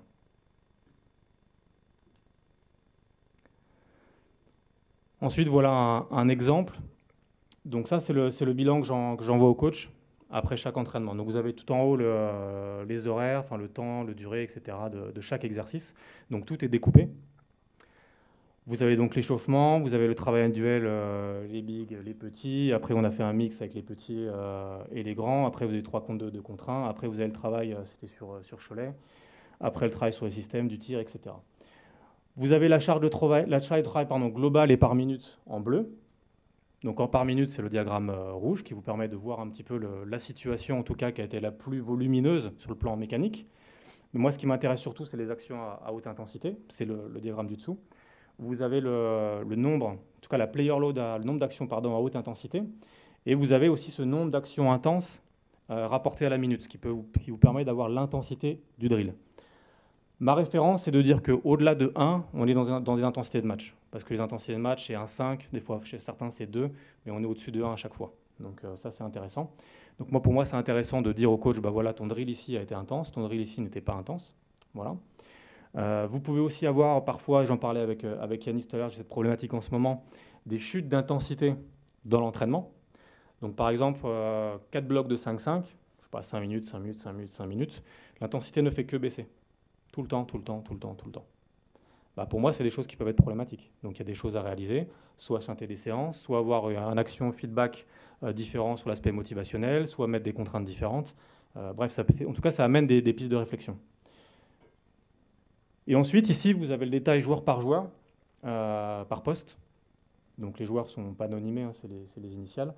Vous avez les données à haute intensité, des sauts, des accélérations, des changements de direction et des décélérations. Pour vous donner un ordre d'idée, pour que le coach, à la première lecture, il puisse voir en gros les joueurs qui ont été vraiment surengagés dans l'entraînement. Donc ça, c'est sa donnée brute qu'il reçoit. Et derrière, moi, j'ai mon analyse, où évidemment, cette analyse-là, elle est ramenée aux joueurs, parce que par exemple, ce joueur-là, si vous regardez le diagramme, on peut lui dire « t'as rien foutu ». Or, pour lui, c'est peut-être 70%, 80% de sa charge max. D'accord ? Donc tout ça, ça doit être rapporté à l'individu pour qu'on puisse avoir une analyse bien précise. Voilà. Ou par exemple, là, je me rappelle très bien mon commentaire là-dessus, une compétition entre ces deux joueurs-là, celui qui en fera le moins, par exemple. Voilà. Ça, c'était la possibilité. Et donc ces deux joueurs-là ont eu un travail spécifique le lendemain, beaucoup plus intense, parce qu'ils s'est un petit peu cachés dans l'entraînement et qu'on n'était pas hyper satisfait de cet engagement-là. Voilà. Donc ça, c'est ce qui est envoyé au coach après l'entraînement. Voilà. Alors après, je n'ai exclusivement que des vidéos pour ouvrir des sujets de discussion ou de pistes de travail. J'espère qu'elles vont marcher. Ah, parfait. Donc voilà, ça c'est juste pour ouvrir des trucs. J'aime bien les échauffements un peu différents, ludiques. J'aime bien les échauffements avec de la prise d'information, avec des changements de motricité. Là, c'est un système que j'utilise plus de toute façon. Donc, je ne me rappelle même plus le nom, que j'utilisais il y a quelques années. Que je mettais en place sur des fins d'échauffement. Donc voilà, sur un truc très simple. Vous avez 3 cônes, 3 couleurs différentes, un rouge, un jaune, un bleu, multipliés. Vous avez des groupes de 2 joueurs, donc vous avez un temps de travail, un temps de repos. Et le joueur a un signal visuel qui se met en face de lui, une couleur, et il a une action motrice à réaliser en fonction du plot. Donc là, on est sur un demi-tour. Il y a eu du toucher, il peut y avoir beaucoup de choses différentes. Voilà.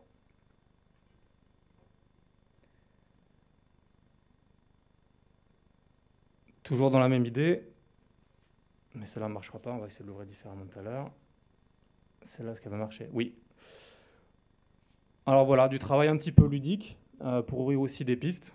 Alors c'est pas parce que je viens du foot, mais souvent on parle d'activation de cheville. Bah voilà, vous utilisez un ballon avec du jonglage, etc. Vous avez un éveil, vous avez une activation de dorsiflexion de la cheville, vous avez une cheville qui est solide, vous avez un truc qui est ludique. Et le joueur, quand vous lui envoyez des séries de releveurs ou de gainage du pied quotidiennement, bah de temps en temps, 2 jours de suite, vous lui faites faire un peu de foot ou du jonglage, et vous avez une variabilité dans le travail, dans la sensation. Et en plus, le joueur, il en redemande, il en fait des fois même plus que ce qu'il faisait avant.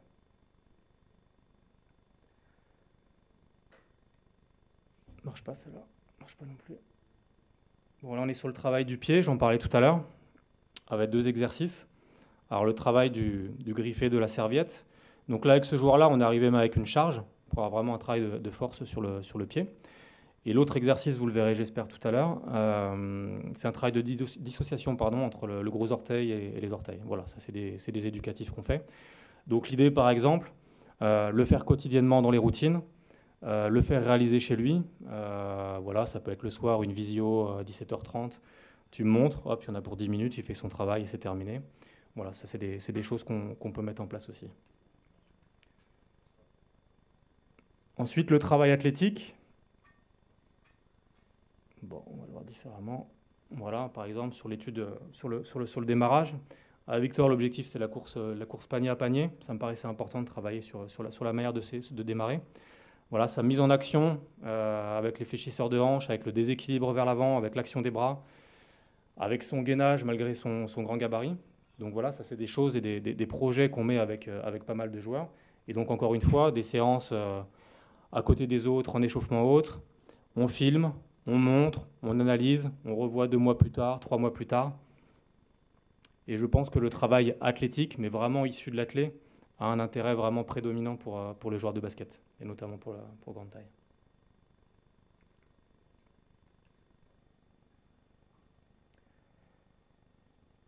Toujours un peu dans les pistes, un petit peu le travail cognitif. C'est ce travail avec Théo. Théo a eu beaucoup de pathologies d'épaule. Et en fait, il tapait tout le temps les écrans. Tout le temps. Et j'avais remarqué aussi, il était régulièrement en retard sur ses déplacements. C'est assez compliqué à comprendre parce que tout le monde me disait mais il est lent, il n'a pas de qualité physique, fais-le bosser bas, envoie-lui du squat, etc. Moi, j'avais un garçon qui était athlétique en face de moi, dans les exercices de vitesse, dans le travail en charge, etc. Donc pour moi, il y avait autre chose. Donc à mon sens, c'était peut-être quelque chose sur la prise d'information. Alors pourtant, c'est quelqu'un qui a un QI basket, c'est quelqu'un qui est intelligent, qui réfléchit. Donc je me suis posé la question, est-ce qu'il avait cette qualité d'avoir de la vision périphérique? Donc je l'ai amené dans un centre où j'avais un ami qui est spécialiste là-dedans, qui travaille avec le FBI aux États-Unis, avec la NASA, et qui lui a proposé sur une demi-journée une multitude d'exercices variés sur l'aspect cognitif et l'aspect prise d'information. On a commencé avec des éducatifs pour commencer à apprendre à avoir cette visualisation, voir là, etc. Et après sur des choses alors beaucoup plus ludiques, etc. Et il a explosé quasiment tous les records. Le mec a halluciné sur les résultats que Théo a obtenus sur tous ses tests. Et sur la situation que vous avez vue à me donner avec les petites touches, en même temps, il répondait à une multiplication. Hein. Il y avait un petit écran avec une multiplication, il donnait le bon résultat et en même temps, il touchait de manière précise et il driblait. Hein.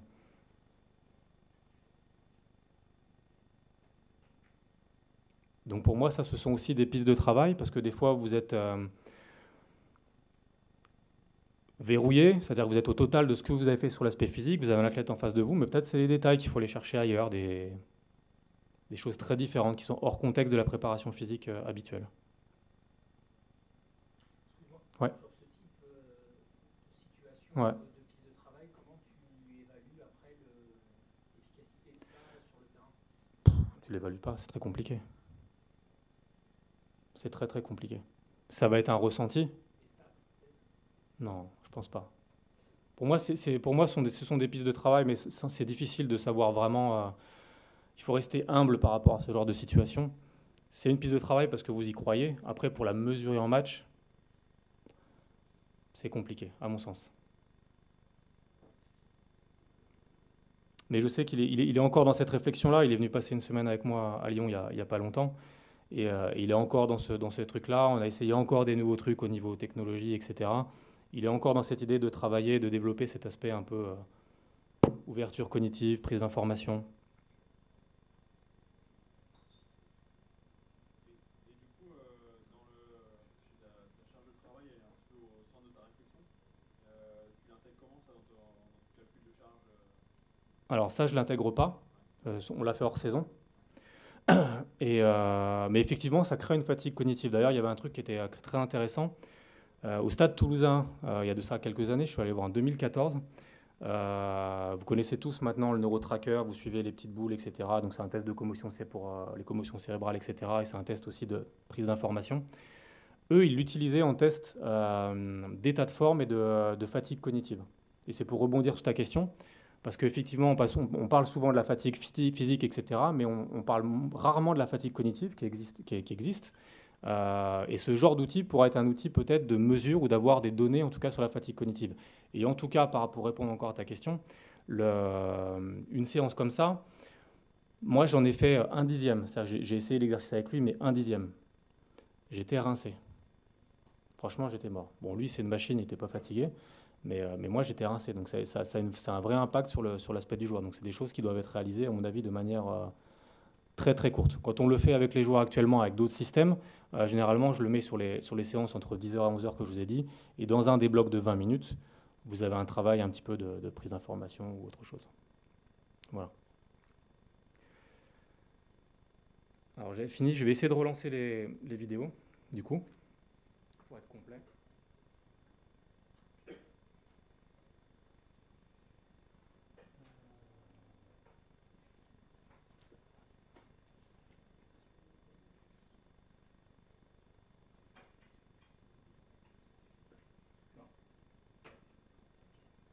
Bon, ça ne marchera pas. Si vous y tenez, je vous y montrerai avec mon Mac, c'est sûr que ça marche.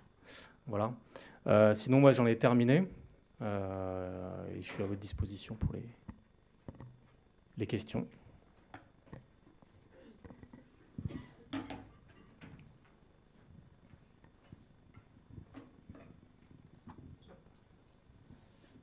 Alors, tout à l'heure, dans l'organisation de donc, ton plan d'entraînement, donc comment tu cales les séances de préparation physique dans la saison, tu disais que tu t'entraînais majoritairement du coup les jours de match, en amont et en aval des matchs.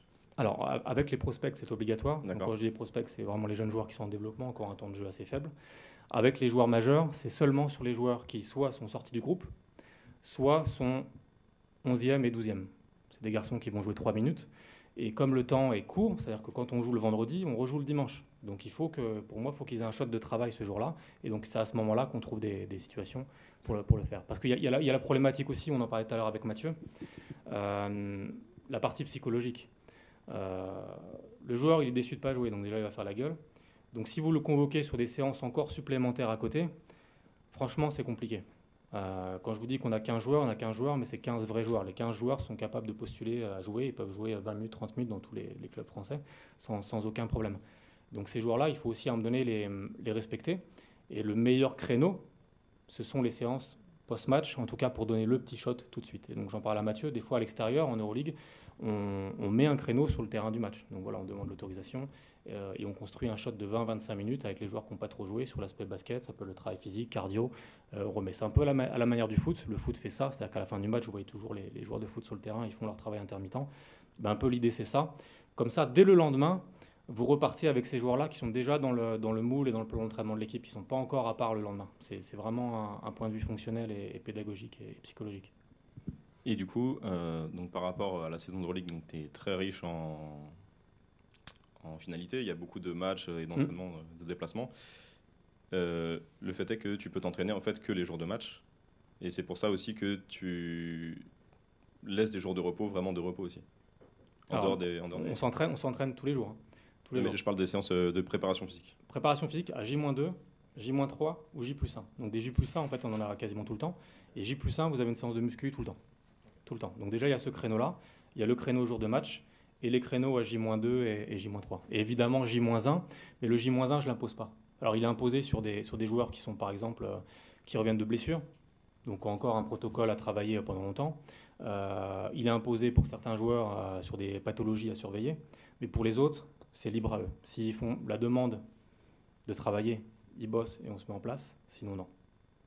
Et pour rentrer aussi un petit peu dans le détail du fonctionnement, comme tout est individualisé, en gros, ils ont chacun un tableau. Sur le tableau en rouge, il y a des thèmes. Pubalgie, genou, cheville. Ces thèmes-là sont donnés à chaque joueur en fonction des bilans qu'on a réalisés en pré-saison. Donc vous en avez qui sont noirs de rouge, hein, pour ne pas faire de jeu de mots, et d'autres où il n'y a pas grand-chose. Vous avez ces thématiques-là. Et derrière, je fais des séances clés. A, B, C. Pour certains, les prospects, ça va jusqu'à D, ça peut aller jusqu'à E, évidemment. Mais pour les autres, A, B, ça suffit. Et en gros, quand le mec vient en séance de muscu, j'ai déterminé avant sur un autre tableau s'il va faire, par exemple, aujourd'hui, le protocole cheville, parce qu'il a cheville en rouge, le protocole pubalgie, parce qu'il a la pubalgie en rouge, et peut-être la séance B, parce que la séance B me paraît importante de faire maintenant. Voilà, c'est pour un fonctionnement rapide, parce que je veux individualiser, parce que je veux rendre autonome. C'est-à-dire qu'aujourd'hui, tu viens en séance de muscu, il y a 2 lettres, il y a des thèmes, le joueur il arrive. Limite, j'ai peut-être pas besoin d'être là, j'exagère. Mais le gars il est là, il connaît sa routine sur la pubalgie, il connaît sa routine sur la cheville, il sait faire ses releveurs, il sait s'organiser, il a son squat excentrique, il sait comment l'organiser, il le fait, il a son travail de plio, il sait comment le mettre, comment mettre ses watts, etc. Et on rentre dans quelque chose où c'est assez autonome. Voilà.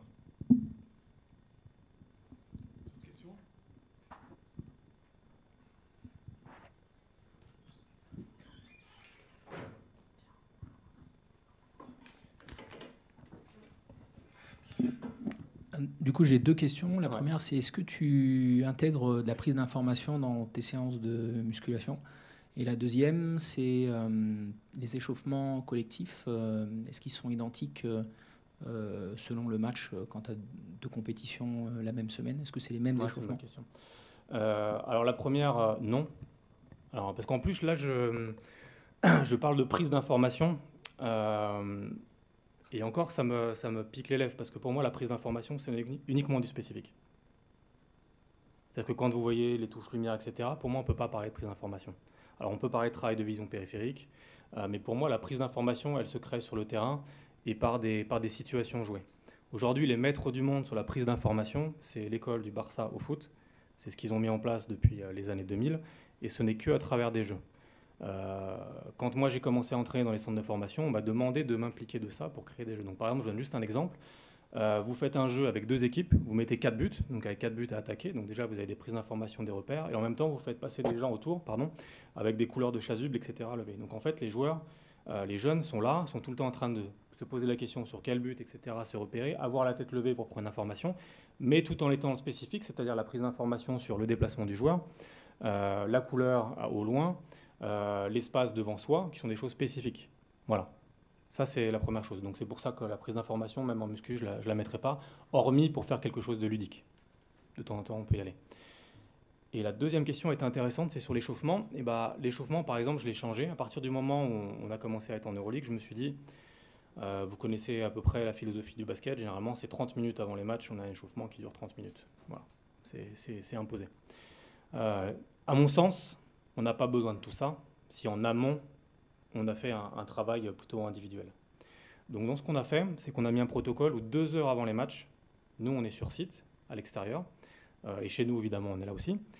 On a 3 groupes de travail individuels, donc 4 joueurs, 4 joueurs, 4 joueurs, qui sont déterminés par les coachs, en fonction des choses qu'ils veulent faire avec eux. Pareil sur le travail physique. Et les joueurs viennent travailler individuellement, c'est-à-dire que le grand il va avoir son échauffement spécifique, le petit va avoir son échauffement spécifique sur un truc. Avec moi, ils vont avoir leur protocole spécifique sur les pathologies, sur les choses qu'ils aiment bien, etc. Et ça, c'est la partie qui est réalisée avant. On rentre au vestiaire, et après, quand on sort du vestiaire, nous, on fait un échauffement 23 minutes avant le match. Donc vraiment très très court. Parce qu'à mon sens, si vous jouez 3 à 4 matchs par semaine et que vous leur demandez 30 minutes de courir, de machin, de etc., vous tombez dans de la lassitude et vous tombez aussi dans de la fatigue pour moi inutile. Donc le travail, il est fait avant, il est posé, il est plutôt précis. Et après, on a essayé de réduire au maximum le temps d'échauffement collectif. Si j'avais un match par semaine, peut-être que je ferais différemment. Mais en tout cas, c'était l'option choisie. Okay. Voilà.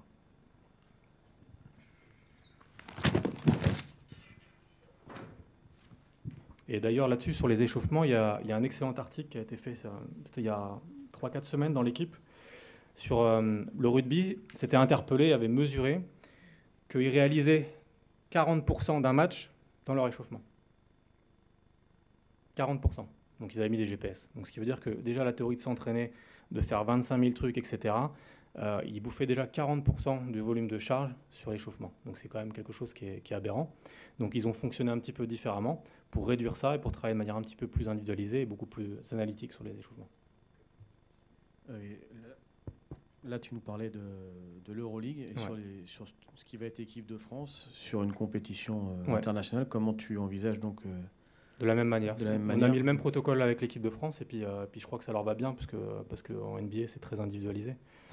Donc, tu n'auras normalement pas de problème avec les joueurs. En tout cas, pour moi, la priorité de l'échauffement, évidemment, pas faire n'importe quoi, mais le joueur doit se sentir bien. C'est une préparation avant tout psychologique, très personnelle, il doit se sentir bien. Donc ça ne veut pas dire que c'est lui qui doit dicter ce qui va être fait, mais quand même, il doit y avoir quand même une prise de conscience que le joueur doit se sentir bien. Donc à un moment donné, on essaie de faire les choses. Donc on a fait la même chose, on a diminué le protocole, on a un échauffement un petit peu plus court et on a 3 groupes de travail avant. Et si vous remarquez bien, vous avez des joueurs, ils ont leur routine d'échauffement.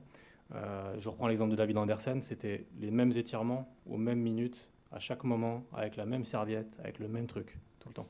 Et ils ont besoin de ce truc, cette horloge calibrée, pour se sentir bien et en confiance avant un événement.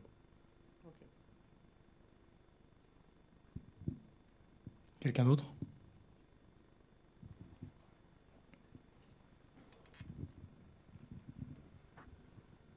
Par rapport à votre contexte, tu mets beaucoup en place des séquences de 20-30 minutes en musculation, ce qui est exigé par le nombre de matchs importants. Mais est-ce que pour un contexte comme en Pro B par exemple, on a un match par semaine, voire 2 maximum, est-ce que c'est optimal de faire justement ces créneaux de 20-30 minutes, ou ça peut être plus optimal de faire des créneaux plus classiques, entre guillemets, avec une séquence de 1 heure muscu lundi, une pareille le mardi, mercredi par exemple. Ouais, alors très clairement, ce que je vous présente, pour moi, c'est un métier à part. Quand vous travaillez dans l'Euroleague, c'est vraiment très différent. Si je vous présente ce que je faisais il y a 4 ans, quand on jouait l'Eurocup et 2 matchs semaine, ça n'a rien à voir. Pour répondre ensuite très précisément à ta question, moi je suis plutôt partisan du 3x30 que de 1x1,30. Alors tu me dis 3x1,30, je dis bravo, on envoie du pâté, c'est bien, mais je suis plutôt partisan et je crois plus à la régularité dans le travail qu'à une fois une grosse séance. Pour moi, ça n'a pas forcément de sens. Donc après, tout est envisageable, le 3x45 minutes. Voilà, j'ai tendance à penser quand même que des fois, au bout d'1 heure, c'est compliqué d'avoir les mecs encore avec soi. Alors des fois, il y en a qui sont des amoureux de la muscu, donc vous n'avez pas de problème. Mais il faut savoir quand même que dans le lot, vous avez des joueurs qui n'aiment pas ça, et ils ont le droit de ne pas aimer ça. Donc à un moment donné, si vous leur balancez des séances qui sont très très longues, ça va être un combat perpétuel. Donc peut-être que vous pouvez les gratter. Au lieu de faire 2 fois 1 heure, vous faites 3 fois ou 4 fois 30 minutes. C'est plus court, mais vous avez des petits shots de travail plus réguliers. Ok. Ton œil d'expert, quand tu évoques l'idée, lorsque tu les évalues, lorsque tu les profiles, d'objectifs de motricité, concrètement, tu poses ton œil sur quoi? Alors, surtout sur la manière de changer de direction, de décélérer, d'accélérer. Voilà, on regarde déjà s'il y a des mouvements compensatoires, on voit s'il y a des flexions de hanches qui sont correctes, on voit s'il y a des genoux qui sont bien dans l'axe. J'avais les photos et les vidéos, c'était assez parlant. J'avais un joueur qui, sur un changement de direction, de ce côté-là, posait son pied là et avait toujours son pied gauche qui était comme ça. Et il partait ici. Voilà, je l'ai vu, j'ai dit je pense qu'il y a un problème avec ce joueur-là. On a poussé avec le médical et effectivement, hernie discale, problématique de hanche, il y avait des choses. Donc pour moi, il y a toujours en fait une raison sous-jacente à une motricité un peu, pardonnez-moi l'expression, mais dégueulasse, quoi. Donc l'idée c'est ça. Après, il y a la réception des sauts. Est-ce qu'on est en prédominance sur une jambe? Est-ce qu'on amortit bien? Est-ce qu'on amortit en pointe de pied? Est-ce qu'on est talon? Est-ce qu'on utilise que sa chaîne postérieure pour amortir? Est-ce qu'on utilise tout le complexe de la chaîne d'extenseur? Enfin, c'est ce genre de choses. De la motricité, pour moi, le joueur, il court, il s'arrête, il se relance, il se réceptionne, il saute. Donc en gros, ça, je le visionne d'une manière ou d'une autre. Et c'est ça qui m'intéresse. Voilà. Okay, merci.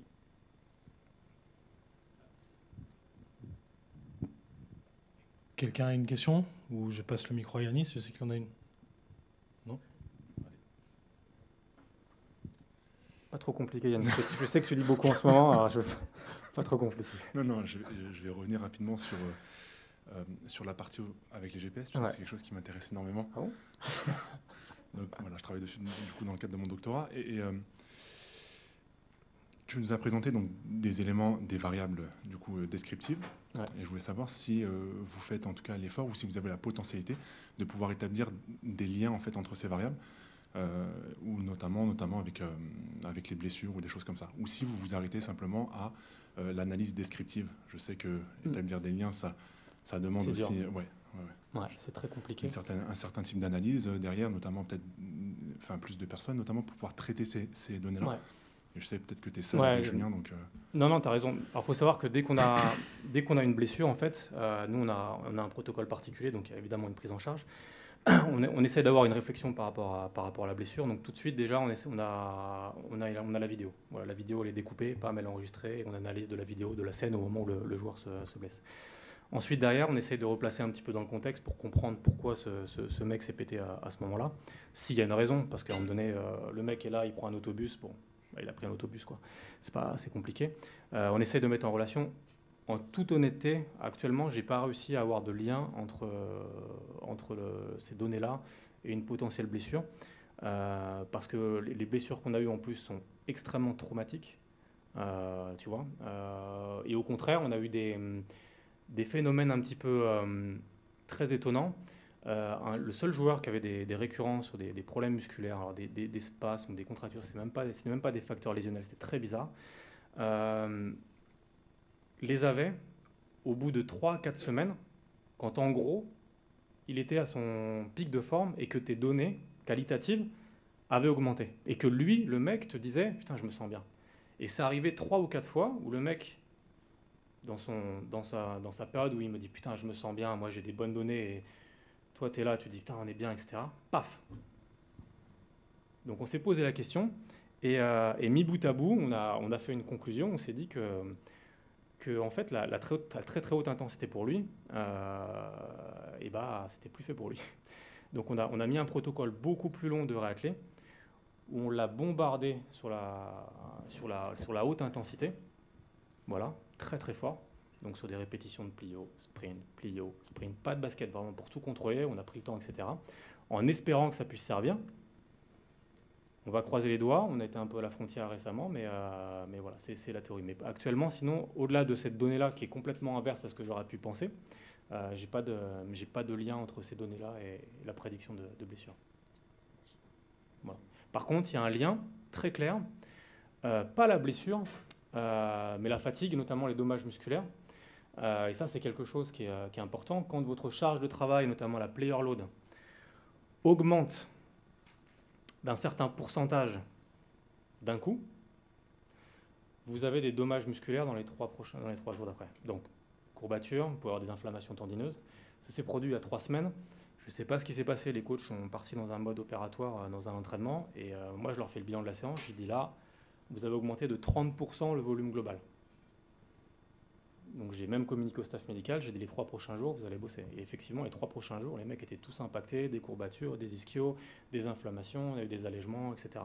Donc ça, c'est la seule chose à rigueur qu'on peut vraiment voir, c'est que si vous avez une augmentation trop importante d'un coup, et donc pas de progression dans vos charges de travail, vous avez un impact sur le joueur, clairement. Même les jeunes. Voilà. Est-ce que ça a inspiré d'autres pour une question ? Non ? Eh bien, écoutez, je pense qu'on peut applaudir Manu. Merci à vous. Merci beaucoup. Désolé pour les vidéos. Donc on va s'arrêter là pour aujourd'hui. La journée de demain sera essentiellement ici dans l'amphi. On commence à 9h30 demain matin. Voilà. Si vous voulez le planning détaillé, demain matin on commencera avec un intervenant qui sera en visio puisqu'il est en Suède.